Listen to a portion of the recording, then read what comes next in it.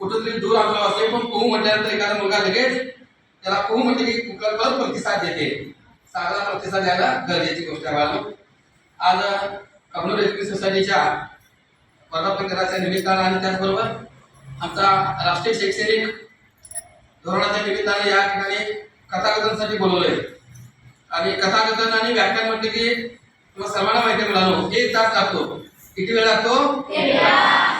Madam 1 तास काय झालं का? का बघा 1 तास लागतो. कथाकथन किंवा व्याख्यान म्हटलं की 1 तास, प्रवचन किंवा कीर्तन म्हटलं तर 2 तास, नाटक किंवा पिक्चर म्हटलं तर 3 तास, गोंधळ काय रात्रभर घातला तरी चालतो. काय गोंधळ घालायला बोलले नाही, कथाकथनला बोलले, कथाकथन लावून त्याचा गोंधळ होऊ नये याकडे मी निश्चित लक्ष देणार आहे. ज्यावेळेला एखादा कथाकथनकार किंवा वक्ता ज्यावेळेला बोलायला उभा राहतो त्यावेळेला कसा 1 तास निघून जातो कळत नाही. मला असंच एकदा एका ठिकाणी व्याख्यानाला गेलो होतो आणि बोलायला उभा राहिलो आणि बोलणं म्हणजे 1 तासाच्यावर बंद करायला पाहिजे पण माझं चाललं होतं जास्त. 1 तास 10 मिनिटं बोललो. 1 तास 15 मिनिटं झाली. कोणाला वाटलं आता हे बंद करेल मग बंद करेल, पण माझं व्याख्यान काय बंद नव्हतं. एक तरुण पोरगा पाठीमागे बसलो होतो, उठला ते घराकडे गेले. तरुण पोरगा पाठीमागे बसलो होतं ते घराकडे गेलं, पण घरात जाऊन तिथं बसलं नाही. त्याला जाऊन 2 तारी बंदूक घेऊन त्या ठिकाणी आलं. ते त्या कार्यक्रमाच्या ठिकाणी बंदूक घेऊन आलं. पोरगाला बघितल्या माझ्या लक्षात आलं आहे पोरगं बापरे इथं बसलं होतं. त्यानं बाहेर जाऊन बंदूक घेऊन आले घरातनं. त्या कार्यक्रमाच्या ठिकाणी काहीतरी गोंधळ होणार असं मला वाटलं. आणि त्या पोरानं काय करावं, ती बंदूक बरोबर माझ्यावर उठली. मी घाबरलो होतो, पोरगं मारते काय म्हणले बंदूक. पोरगं पाठीमागे बसलं होतं, उठून गेले, घरात जाऊन बंदूक घेऊन आले आणि या कार्यक्रमाच्या ठिकाणी घेऊन आले. आता बंदूक घेऊन मारते काय म्हणून घाबरलो. म्हणून त्या पोरग्याला विचारलं, बाबा बंदूकधारी पोरग्यालाच विचारलं, बाबा मी काय जास्त बोललो का? तो म्हणला तुमचं चालू द्या, तुम्ही ह्या ठिकाणी पाहुणे म्हणून आलेला आहात, तुम्हाला हित कोणी आणले त्याला आले दाखवा. तर तुमच्या माहितीसाठी सांगतो, तुम्हाला या ठिकाणी चव्हाण मॅडम इथं आणलेला आहे. तर चव्हाण मॅडम तुम्ही काय घाबरू नका, कारण आमचे दारू सगळे बंद आहेत. आमच्या एक विद्यार्थी बाहेर जाणार नाही, बंदूक किंवा कुऱ्हाड घेऊन कोण येणार नाही, कारण 1 तासाच्या तो काही जास्त बोलणार नाही. 3 दिवसापूर्वी मॅडमचा मला फोन आला, सर तुम्ही कथाकथनसाठी आमच्या शाळेत या, आम्ही 2-3 वर्ग एकत्र घेणार आहोत आणि या राष्ट्रीय सप्ताहामध्ये तुमचं थोडंसं योगदान लावूया.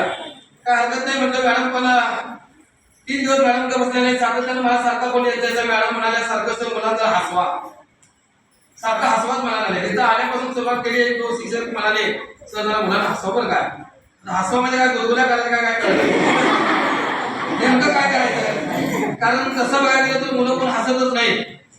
कारण सकाळी 7 वाजल्यापासून ते मुलांना 7 वाजल्यापासून ते संध्याकाळी 7-8 वाजेपर्यंत तुम्ही वेगवेगळ्या क्लासेसमध्ये जाता आणि अध्यापनाचं कार्य करता, अध्ययनाचं कार्य करतात, त्यामुळे हसायला खूप तयार होते. म्हणून मी माझ्या लक्षात आलं, सकाळी अंतर पुन्हा फोन आला, तुमच्या शाळेचे भोसले मॅडम त्यांनी फोन केला, सर मुलांना जर हसवा. अहो मॅडम म्हणजे थांबा म्हणतात, चव्हाण मॅडम मी हसवा म्हणतात, तुम्ही हसवा म्हणताय, पुन्हा किती नेमकं मुलांना हसवायचं काही कळलं. म्हणून पुन्हा डोक्यात लक्षात आलं, आता हसवायचंच म्हटलं तर माझ्या जीवनाची कथा या मुलाला सांगितली पाहिजे. मुलांना ज्यावेळेला तुमच्या वयाचं मी होतो त्यावेळेला नेमकं घटना काय घडली बघा. माझ्या आई वडिलांनी 1ली ते 4थी पर्यंत शिक्षण गावात केलं आणि 4थी नंतर मला गारगोटी या ठिकाणी टाकलं. गारगोटी म्हणजे दगड नाही गावाचं नाव आहे बरं का, कळलं का बघा. गारगोटी नावाचं एक गाव आहे बुधगड तालुक्यामध्ये आणि त्या ठिकाणी मला शिक्षणाला पाठवलं. मी त्या ठिकाणी जवळजवळ मी 13 वर्षे तिथे शिक्षणाला होतो. 4थी पासून म्हणजे 5वी पासून जे बाहेर पडलो, 5वी तिथे गेलो, ते MA पर्यंत सगळं शिक्षण पूर्ण झाल्यावर मी गाव सोडलं. आता गावाकडे येत असताना माझ्या डोक्यावर ट्रंक होता. ट्रंक म्हणजे काय, पत्र्याची पेटी. तो ट्रक आणि पत्र्याची पेटी घेऊन मी आपला आणि माझे दफ्तर काय असेल ते सगळं बोजा भरून मी वरकडे घेऊन माझ्या गावाकडे आलो. बस तिथून खाली उतरलो असेल तर घटना अशी घडली गावात. काही लोक म्हणाले मास्तर तुझं झालं काय, लगीन नवं शिक्षण. लोक म्हणाले मास्तर तुझं झालं काय, लगीन नवं तर शिक्षण म्हणाले. तर होय शिक्षण झालं बाबा म्हणलं. आणि मग अवघड लागत करतोच कशाला, तुझ्या हातनं पिशव्या ठीक आहे आमच्याकडे म्हणाले. मग सगळ्यांनी माझ्याकडे 2 ठिकाणी पिशव्या घेतल्या आणि माझ्या घरापर्यंत लोक पोचवायला आली. पण घरात आल्यानंतर घटना अशी घडली, सगळेजण आम्ही चहा घेतला आणि निघून गेली. कसं तरी मॅडम सर 2 दिवस निघून गेले असतील बघा. ही घटना आमच्या गावात घडली. गावातले लोक एका व्यक्तीला अण्णा म्हणत होते. किंवा अण्णा आमच्या घरात आला, पण अण्णा आणायचे आला का बसेल का नाही? आणायचे आला आणि माझ्याकडे बघून म्हणते ह्या पोराचं लगेच करूया. आता बघायला गेलं तर मॅडम तुम्हाला माहिती आहे मी दुसऱ्या तांदळासारखा मला दुसऱ्या तांदळासारख्या माणसाला माझ्याकडे बघून करूया. एवढ्या चांगल्या माणसाकडे बघून ते म्हणतोय लगीन करूया. घरच्यांनी विचारलं बाबा तुझं काय म्हणणं आहे, लगीन करायचं का? मी बोल नको नको म्हणत होतो, पण आता वाटत लगीन झालं तर बरंच आहे. लगीन काय कोणाला नको असते.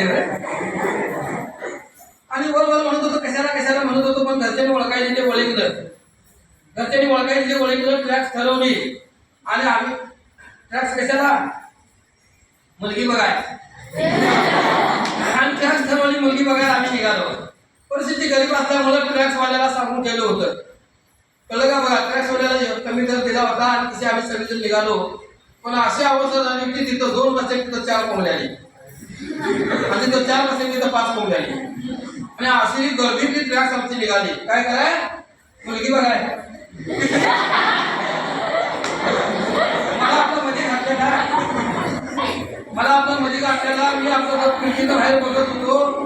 इकडं तिकडं दोघं बसलेली, 4 बसेल तिथं 5 बसलेली, मला मध्ये कोंबड्याला आणि बाहेर मी जाता सगळ्या गाडीवरचं रस्त्यावरचं सगळं बोर्ड वाचत होतो. बाहेर नेलो तर तुझा प्रवास सुखाचा हो. लोक मागणी दाबून बसले आणि प्रवास सुखाचा हो. असं करत 1 गाव 2 गाव 3 गाव सगळे बोर्ड वाचून झाले मित्रांनो. आणि अचानक एक बोर्ड वाचायला येईना. बोर्ड का वाचायला म्हणून बघितलं तर